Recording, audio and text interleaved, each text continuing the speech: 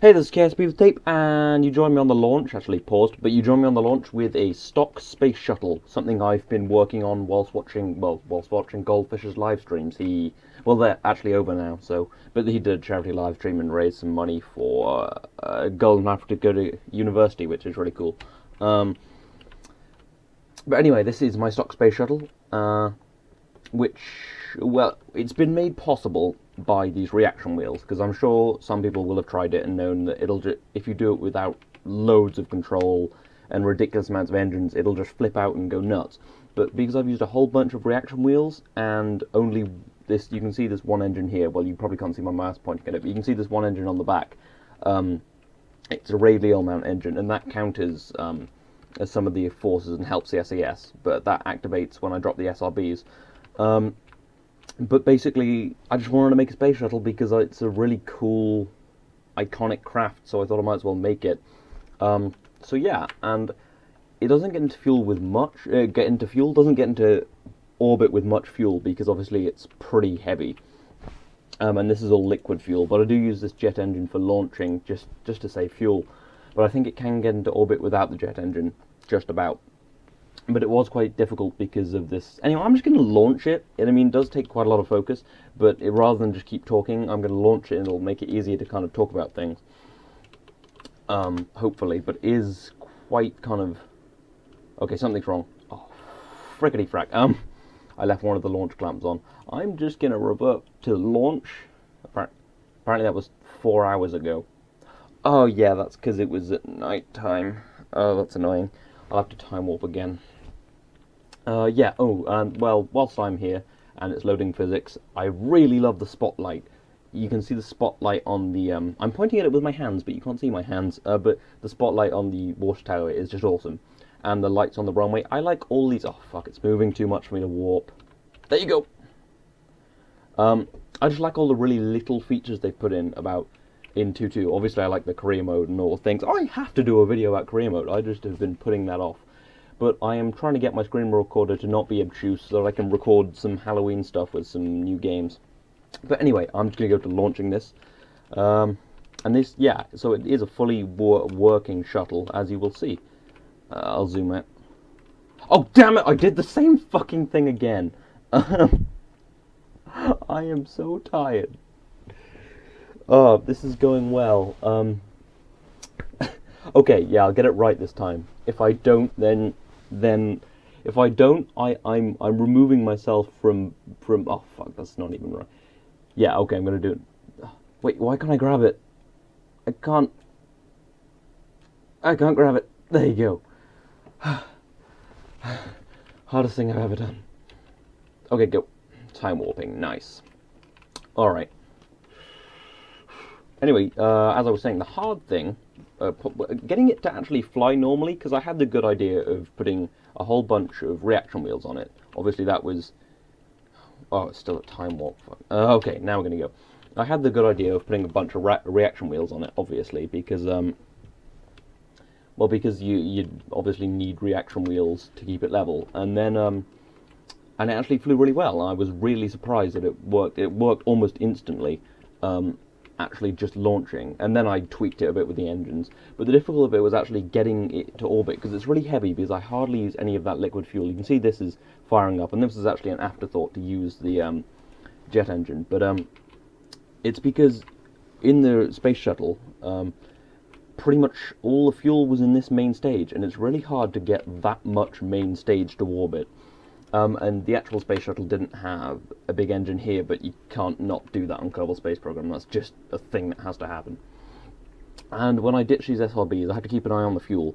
When I ditch them, this engine will fire up to counteract the tip that way, because this is obviously pushing it kind of slightly that way relative to the center of mass, whereas these engines are pushing it slightly that way. So that counteracts it a bit, and I am keeping it slightly leant over to deal with things, and I do have to really watch the solid fuel. Now, I wasn't actually going to do this live with live commentary, but I decided I might as well, but it is quite... I have to put a lot of kind of focus into flying it. obviously, because it's lots of little things, and I have to wait for the flame out, because if the... Okay, right now I should be watching the solid fuel. I have to basically dump that exactly as it runs out now. There you go. And you can see that engine's fired up and is countering it, and I have to counter that engine slightly with torque. So now I'm starting a slight gravity turn. And now I have to watch the intake air, because if that dips, because it's only got one not ram air intake on the front here. I'm not sure if my mouse is being picked up, but yeah. So when that runs down, that's bad. And for once, I'm actually running this windowed, because usually I do it full screen, but I think I get slightly better quality windowed, and it makes it slightly easier. So I hope the quality's kind of, the frame rate will hopefully make up for the slight dip in quality. I think it's still going to be fairly high. Yeah, anyway, and I have been experimenting with this. I am going to improve this and maybe do more videos about it, although I've said that about so many things and I just haven't. But I hopefully will, because I really like it, or use it in a series maybe. I'm going to start moving this fuel into the top tank, because weight imbalances, just a bit of it, and start my full gravity turn. I do it a little late with this because it needs to get quite a bit of altitude. Oh, and I'm about to flame out, so I'm going to get ready because I've action group shutting down both those engines. At 0.06, I'll shut it down. Okay, there. Okay, shut them down, that's good. Okay, that's going swimmingly, and shut off the air intake. I think that shut it off. Oh no, there you go. Okay. And now we're just using those engines to propel it. And that stays fairly stable for the most part until it starts running low on fuel. Then it gets a bit unstable and I have to really kind of fight to control it. And then the actual shuttle itself works really well on just engines. And it does have wings, but it has a pretty abysmal cross range and hardly any lift. I've got to improve that for my Mark II. Because obviously the good thing is that you can land and reuse it. That was perhaps the only good thing about the space shuttle, although it cost more to reuse it than it did to just buy another one. So, I mean, the space shuttle in real life wasn't great.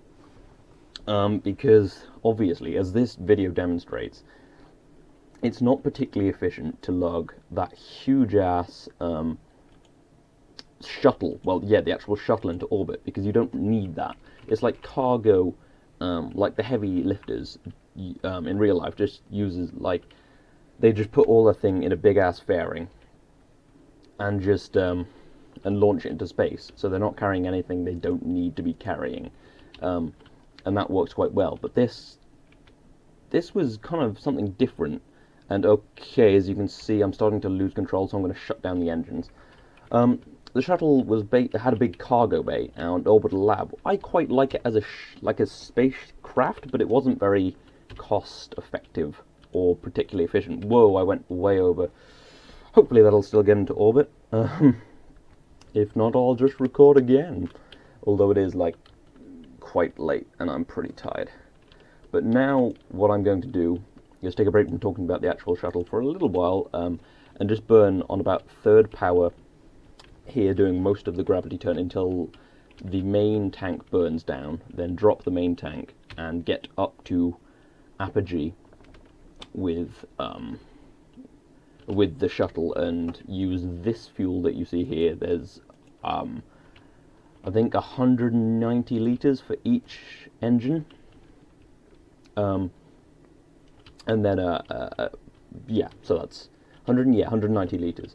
And I've tested this out. This could get up to about, you can fly it into about 80 kilometre orbit, and then boost that up to 150 and deorbit with fuel to spare. So it could get into an orbit, catch up a space station, do any changes it needs, and then go to a space station, dock, take things back, and then go back to Kerbal, which is, it's cool. And it has been able to take some fuel into orbit, and, like, quite a few probes. So, you know, I'm just working on making it applicable with some kind of use, just because I want to find reason to use it. And I'll probably use it just because it's quite cool. And I just left the gear open. It does have landing gear, and it can kind of land, but as I say, it has like hardly any lift. And it is going into quite a high orbit right now. Well, not high orbit, but comparatively high. I've been launching into really low orbits, like 75 kilometers, just to try and get as much bang for my buck. No, just to try and get it into space. But anyway, I think now's a good time to start burning. Probably. God knows, I don't know anything about rocket science. I know a bit about rocket science. Anyway, what was I talking about? Oh yeah, the efficiency of the space shuttle in real life. Obviously, it's more efficient to take what you need into space rather than to take what you need inside something that weighs about the same as the payload into space. But it was, I think, just useful for building the space station. I don't know. I don't know a huge amount about why they chose to do it. I think it was just, how can we make it reusable, make it into a plane? But they never reused the main fuel tanks, and the SRBs cost loads to reuse, and this cost loads to reuse, and I don't know, the actual shuttle cost quite a bit to reuse. But, I don't know, it was a step towards good things, I don't really know. Okay, and there's periaps. So that's pretty good. Just boost that into a proper orbit, and there we are, 86, 89, not perfect, but pretty good. That's actually a stock space shuttle, and let's see how much fuel I have in each of these tanks. Yeah, I have 100 litres of liquid fuel and oxidizer spare, so this could, say, boost up into, say I had a station sitting in 200 kilometer orbit, or 180, let's just put it there. I could just chase that up, say it was there. I'll probably do a video on actually docking it. Oh god, 50 times time warp. Get over 120k. There you go. And then I will circularize to demonstrate slowing down. Okay, there we go. Oh no, that's pointed retrograde. Flip it around. And it is weirdly controllable, and the SAS really helps. And after this, I'm going to go take a quick look at it in the VAB, just to kind of just demonstrate some of the stuff. And yeah, so then it boosts up into 180. So yeah, so it can change orbits quite easily. So that's that now in the dark. But anyway, yeah, I'm just going to go into, I'll just revert flight to the vehicle assembly building rather than stopping the recording. But yeah, and then the space shuttle actually has these tiles on the bottom, same as this kind of thing, that act as the heat shield, and you have to come in at a kind of really accurate angle to stop yourself burning up. Luckily this is a Kerbal space program, so it doesn't matter. So anyway, as you can see, the main engine here is the skipper engine, because you don't need a rocket max, as you saw. I'm not sure how much it would help, but I think it would just decrease efficiency. And then obviously the two SRBs to kind of provide enough thrust to actually get some velocity up. And the amount of fuel I've used, obviously you can see that I've used an orange tank, standard tank and a half tank, just to give it quite enough fuel. And then the SAS, there's one in between the engine and the fuel tank. And then there's two big SAS units up here and a small one under the nose cone and RCS thrusters on this to keep it stable. There's RCS on here and SAS there, advanced SAS. And then when you ditch these, as I explained earlier, when you ditch these SRBs, you get it tipping, so you use this engine to tip it right back. And then on here you've just got the jet engine to provide a little more power and cross range while landing, and these engines as the main shuttle engines. Anyway, so that is, well, that is that. I haven't talked as much about the real space shuttle as I would have liked, but maybe I will in a future episode. I hope you've enjoyed this. This won't be up for download yet because I haven't finished and perfected it, but when I have, I'll probably put it up for download, maybe put it on the spaceport or something. I hope this has just been kind of fun and a change from stuff. This is completely stock. There is nothing unstock in here. You can see the unstock stuff in here, but I haven't used any in the shuttle. This is all fully stock stuff, and I know this this nose cone doesn't really do much, but I like having it there. Anyway, if you've liked this video, please feel free to like this video. If you want to say anything, obviously comment. If you want to see more of this, more of other things in the future, I think I'm going to be doing an ELU base, series, and probably some fun killing floor stuff. Hopefully killing floor for Halloween. This has been KSP with Tape. I will see you next time.